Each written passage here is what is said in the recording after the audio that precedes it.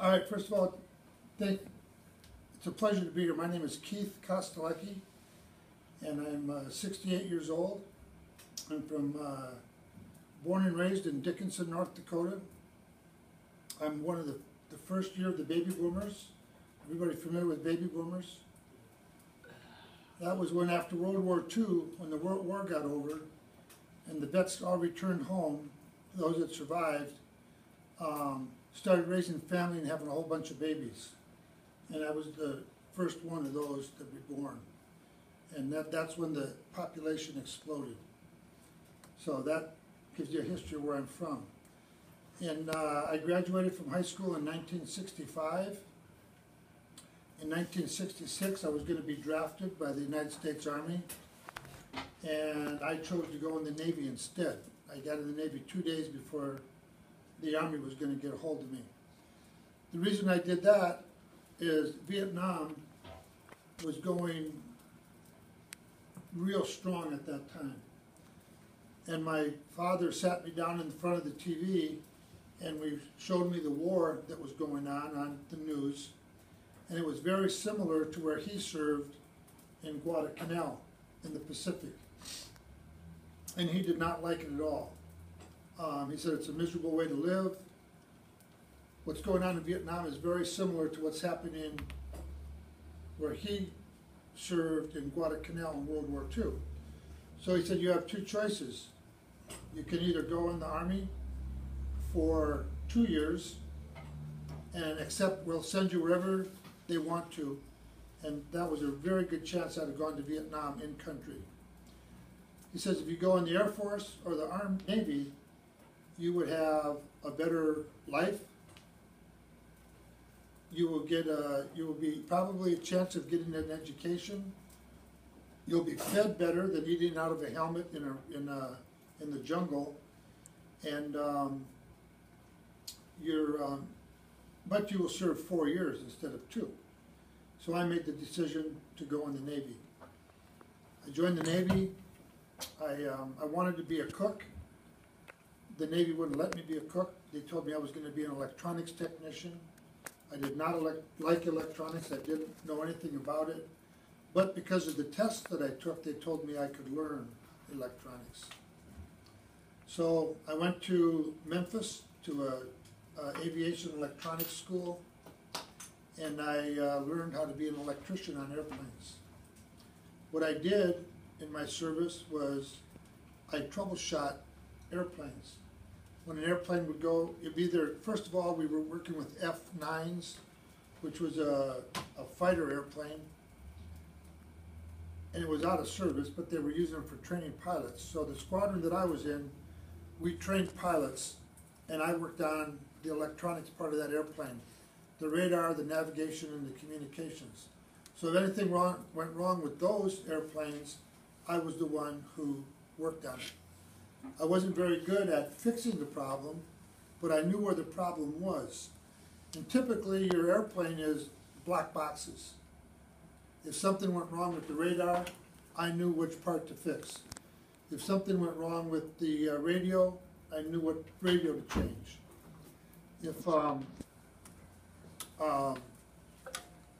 So I was a good troubleshooter, but I wasn't real good with repairing that black box. So then after I served my 2 years in Texas training pilots, I went to the East Coast to a place called Pax River, Maryland, and I was in a VP squadron, which was patrol. And what we did there is we hunted submarines. There was Russian submarines all over the world at that time. There still are. But it was our job to find them and to keep an eye on them, see where they were going. So the P-3s it was typically the same thing. I worked on troubleshooting to make sure that the plane could fly and do the things it was supposed to do with the radar, the navigation, sonar, and that was hunting submarines. Now, my time in the service, I was very fortunate. I did not have to go in-country Vietnam, where all the atrocities were happening with the war. I never carried a rifle. I never shot at anybody. I didn't blow anybody up. But I did have friends that were there and experienced all of that. And since then, I've met many more people that were there and did that, and I've lived their lives' experiences, and they're not all very pretty. In this book that you read, The Impossible Knife of Memory, it deals with PTSD, that's post-traumatic stress syndrome.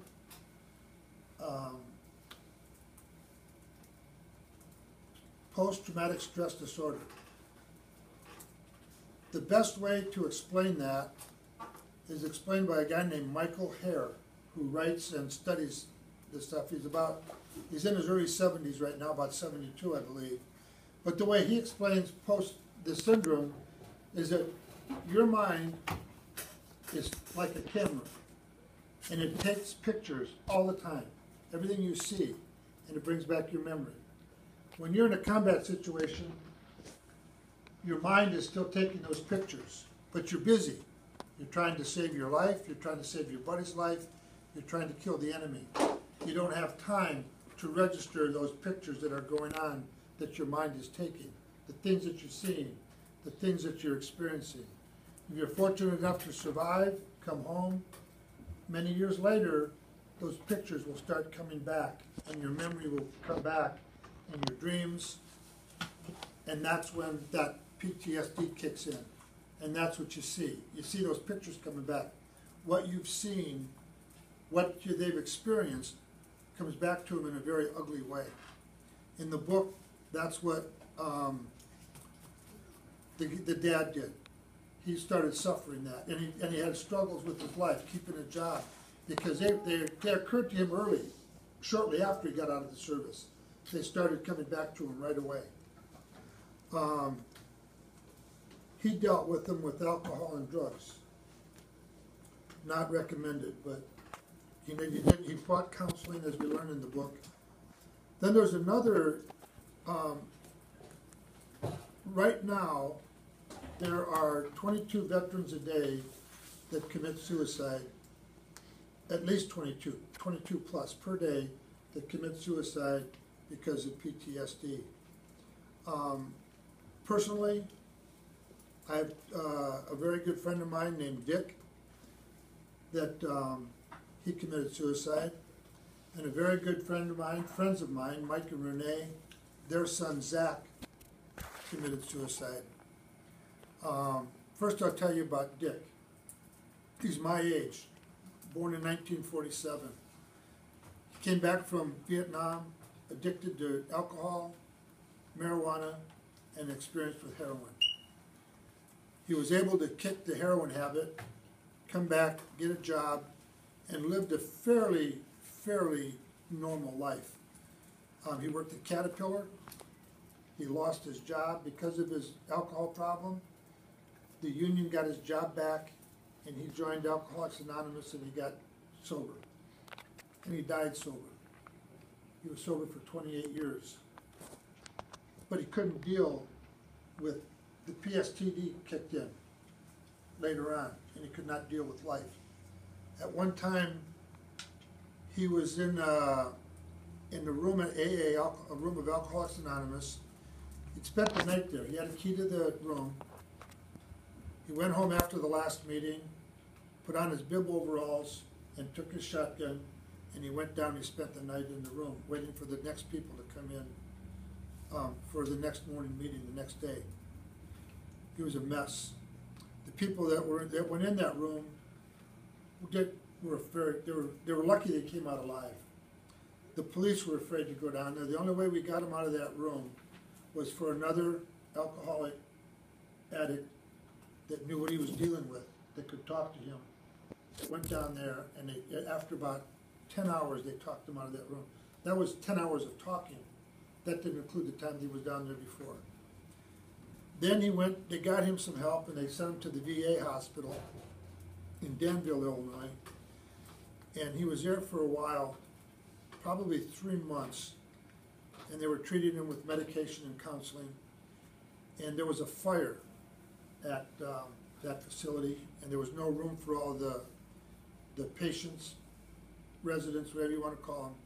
and they sent him to Indianapolis. At Indianapolis, they were overcrowded, and they kind of didn't care what happened to our friend Dick. They just let him exist. After we lost touch with Dick, we didn't know where he was. We called a friend of his that he worked with at Caterpillar, who'd been sober a long, long time, and worked with him. And he went looking for him, and he found him in Indianapolis. When he got there and he talked to him, he came back and reported to us, and he said, "But the term that he used, or the phrase that he used was, the train has left the station." In the book, on page 313, it says that his eyes were open, but he wasn't there. But nobody was home. His eyes were open, but nobody was home. The same term. I can relate to what, in the book, what this guy was going through, because he was gone, just gone. So they released my friend Dick from the hospital. They put him out on the street. He returned back to Chillicothe, Illinois, and he started to live a somewhat semi-normal life. I should have seen the signs. He invited me to his home. It was a tiny little shack on the river, and he showed me 3 of his most prized possessions. That's a clue that you want to share. These are important to me. I didn't recognize the signs. And then I saw him one night up in Henry, and he told me he'd spend the day just driving and going to all the places that he had good memories from. And then he disappeared. It took 3 days for to find him, and he hung himself in his basement. He was very big in the Native American community. He was the firekeeper at the powwows. You may have seen him in the paper where they have powwows around here, where the Native Americans get together and they do their dances and they keep up the tradition for the younger people. He was accepted by these people, and he was given a name of Quack Quack. That was the name that the Indians gave him. And at his funeral, it was the longest funeral I've ever been to in my life, 7 hours. And I was only there for part of it. It went on into the next day where they went to there's a place in Edwards, Illinois, where there's 3 big teepees out there, and they have their fire ceremonies and their sweating ceremonies. And that's where it finally ended. But Dick was very important in my life. I learned a lot from him, and I miss him tremendously. But he could not deal with the PTSD and the demons that he came back from Vietnam with. There's friends of ours that really were mad, are still mad at that guy to this day, because he left them, he left us. And I tell him, I said, now Dick was ill. It's a disease. It's not something that you can just throw aside. Well, here, take a pill and it'll be over with. It's not like a headache. It's something that's there continually. This other friend of mine, Zach Crawford, young man, got out of high school. I met him when he got out of boot camp because I knew his mom and dad very well. And he was a strong, healthy young man, gung-ho, proud of his country. And he did 2 tours overseas in Iraq. The second tour, there was an IED. Does anyone know what an IED is? It's an explosive device that you can step on, trigger it, and things explode. People lose limbs, people get injuries, people die. His best friend, the guy he went in the Army with on the buddy system, was the one who stepped on it, and his commanding officer made him pick his buddy up and put his body parts in a body bag. He never survived mentally from that experience. That was his PTSD. That's what triggered, that's what he saw. I saw him one time at the airport. I was meeting somebody, and he was leaving, and his family was there to say goodbye to him, and he was in uniform, and he's carrying his duffel bag, and I went up and I shook his hand, and I told him, good luck, you know, serve your country proud, do what you have to do. And then I saw him 6 months before he got out of the service, and he wasn't doing very well because of this experience. I tried to encourage him